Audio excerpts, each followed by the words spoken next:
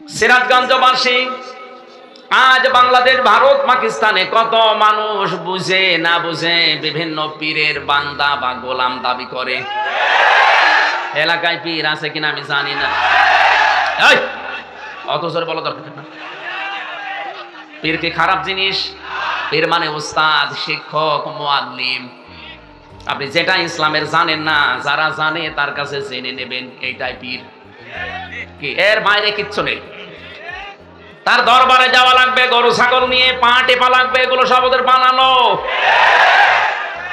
বাংলায় বলছি, পীর মানে উস্তাদ, শিক্ষক, মুআল্লিম, টিচার। ফাসআলু আহলাদ যিকরি ইন কুনতুম লা তা'লামুন। পুরা কোরআনে আল্লাহ আয়াতটা 2 বার দিয়েছেন। যারা জানে না তাদের উচিত যারা জানে তাদের কাছে যেন জেনে নেয়। এইটাই আরবিতে, এটা ফার্সিতে পীর বলে, আরবিতে বলে মুআল্লিম, ইংরেজিতে বলে টিচার, বাংলায় আমরা শিক্ষক বলি। এ বাংলাটা বুঝেছেন কিনা? পীর কি বাংলা শব্দ? কি ফার্সি? বলেন বলেন। ইংরেজি টিচার, আরবি মুআল্লিম, বাংলা এই যে শিক্ষক, এইটাও তো পীর। কি কথা বলেন? এই যে ডক্টর সাহেব, ওইটাও পীর। যারা জানেন না ওনার কাছেও বিষয়টা জেনে নেবেন, এইটাই পীর। এতটুকু পীরের শেষ। তো বাংলাদেশে যেই জিনিস যত ভালো তার নকল বের হয় তাড়াতাড়ি। পীর তো ভালো, এই পতাশিয়ায় যে পীর এসেছিলেন, কি নাম জানো? শাহ মখদুম রহমতুল্লাহ আলাইহি।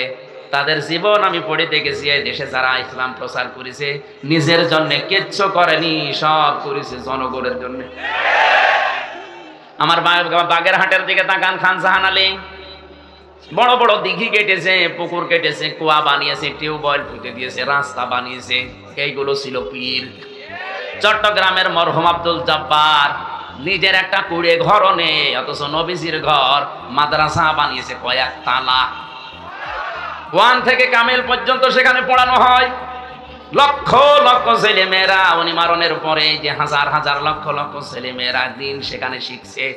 নবীজি বলেন, মরণের পরে মানুষের সব আমল বন্ধ হয়ে যায়, কিন্তু 3টা আমল জারি থাকে তার ভেতরে। যদি দিন আপনি রেখে যান, দিনের শিক্ষা, ওই শিক্ষাটা যত মানুষ দুনিয়ায় নেবে, আপনি কবরে বসে বসে সওয়াব পেতেই থাকবেন। মাওলানা রাশেদুল ভাই যে মাদ্রাসা বানিয়েছে, আসার সময় দেখেছি উনি হয়তো মারা যাবে 50 বছর পর। এখান থেকে যত মানুষ দিন শিখবে, আলেম হবে, কিয়ামত পর্যন্ত মাওলানা সাহেব কবরে সওয়াব পেতেই থাকবে। আজকে কোরআনের আর এক পাখি বিদায় নিয়েছে, আল্লামা লুৎফর রহমান, লক্ষ্মীপুরের। বাংলাদেশ সহ আন্তর্জাতিক স্কলার যারা আছে তার ভেতরে তিনি একজন। বহু ভাষায় সারা বিশ্বে কোরআন প্রচার করেছে, হাজার হাজার আলেমদের অভিভাবক। আজকে মারা গেল, কত মানুষ তার দ্বারা কোরআনের আলো পেয়েছে। উনি মারা যাওয়ার পরেই কবরে দিয়ে দেবেন, কিয়ামত পর্যন্ত এই আলো ছড়াতেই থাকবে।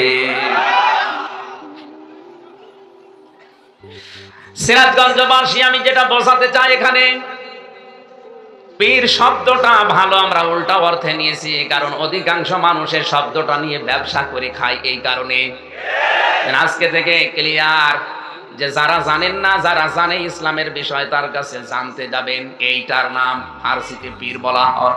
এর বাইরে কিছু করা তার জন্য আপনি পারবেন না, খুশি করতে পারবেন না।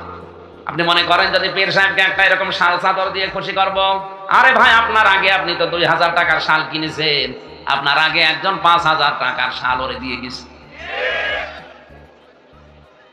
পৃথিবীর মানুষকে খুশি করা মানুষের দ্বারা সম্ভব না, কারণ এই যে পেটটা, আল্লাহর নবী বলেন মানুষের এই পেট ভরবে না কোন পর্যন্ত জানো?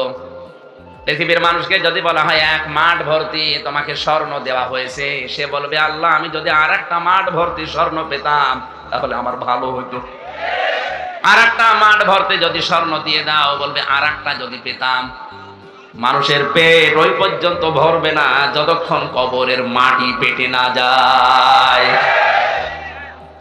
রহমানের বান্দা যদি আমরা দাবি করি, আল্লাহর বান্দা যদি আমরা দাবি করি, বলছিলাম যারা আজ বলে আমি অমুক পীরের গোলাম, পীরের বান্দা, এ কথা বলা যে কত বড় মারাত্মক। আল্লাহ সবচাইতে বেশি রাগান্বিত হয়ে যায় ওই মানুষটার উপরে যখন সে তার বান্দার পরিচয় দিতে চায় না। আল্লাহ বাদে কারো গোলামির পরিচয় দেওয়া, বান্দা বলা, কারো কাছে সাহায্য চাওয়া জায়েজ নেই, হারাম, হারাম এবং হারাম। জিন্দা পীর হোক আর মরা পীর হোক, কারো কাছে সাহায্য চাওয়া যাবে না। সাহায্যের একমাত্র জায়গা আল্লাহ। এমনকি কেউ যদি বলে ইয়া রাসূলুল্লাহ আমারে সাহায্য করেন, কবিরা গুনাহ হবে।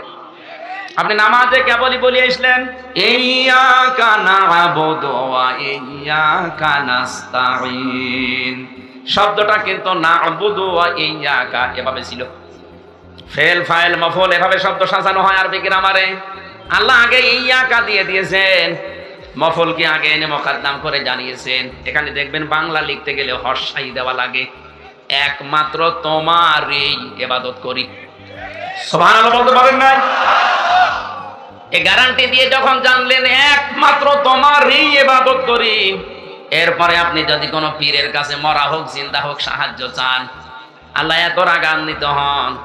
এখন যদি এখান থেকে বাড়ি যেয়ে দেখেন আপনার স্ত্রীর কাছে কেউ শুয়ে আছে, কিছু করেনি, এমনি শুয়ে আছে, আপনার ভালো লাগবে? আপনার যেমন রাগ হবে আল্লাহ পাক ঠিক ওই রকম রেগে যায় বান্দা যখন তাকে বাদ দিয়ে অন্য কারো কাছে সাহায্য চায়। সুতরাং এই শাহজাদপুরে যারা আল্লাহ বাদ দিয়ে অন্যের কাছে সাহায্য চাচ্ছেন বা যারা চাওয়ার ব্যবস্থা করে দিচ্ছেন, দুইজনেরই সমস্যা।